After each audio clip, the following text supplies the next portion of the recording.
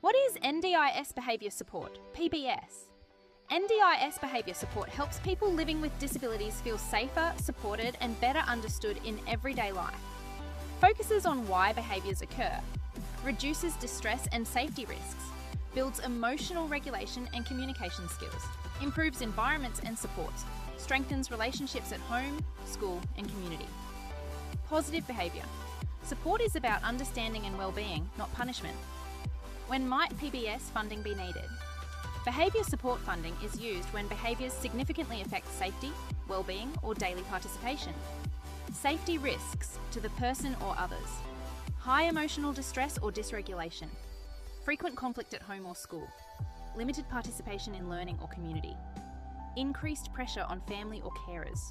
Funding is based on functional impact, not diagnosis alone.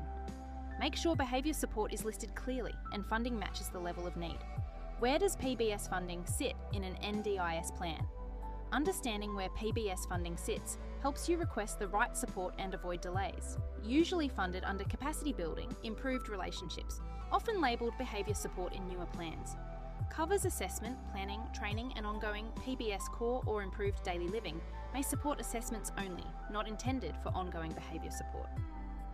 How to get behaviour support funding. Adding positive behaviour support to a plan is easier when broken down into clear steps. Clarify safety and support needs. Link needs to participant goals.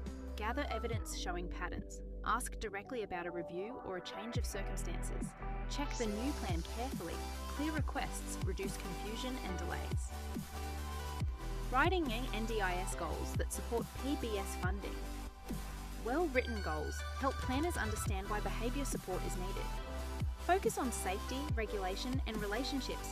Describe outcomes, not behaviours alone. Reflect on daily impact and well-being. Use the person's own words where possible. Keep goals simple and meaningful. Goals guide funding decisions. Evidence you need for PBS funding. Evidence shows how behaviours affect daily life and why support is needed. Reports from psychologists or therapists. Behaviour logs or incident records school or support worker notes. Existing strategies and why more support is required. Patterns over time, not one-off events. Evidence should link to goals and safety. Planning, meetings, reviews and changes. PBS funding can be requested at different points throughout the NDIS journey, depending on when support needs are identified or change. During initial access or a first NDIS plan, at scheduled plan reviews when needs continue or increase. Through a change of circumstances, if safety risks rise, raise behaviour-related goals early in the conversation. Bring evidence and ask clearly for behaviour support funding. Involve your support coordinator early to help align goals, evidence and requests for PBS funding. Using existing NDIS funds for assessments. When PBS funding isn't yet in a plan, some existing supports may be used as a short-term option. Small use of core or improved daily living.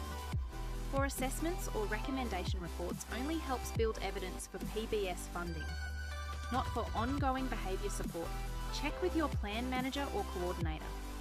First, use interim funding carefully to protect essential supports. What to check after PBS funding is approved. Reviewing your plan early helps avoid access issues later.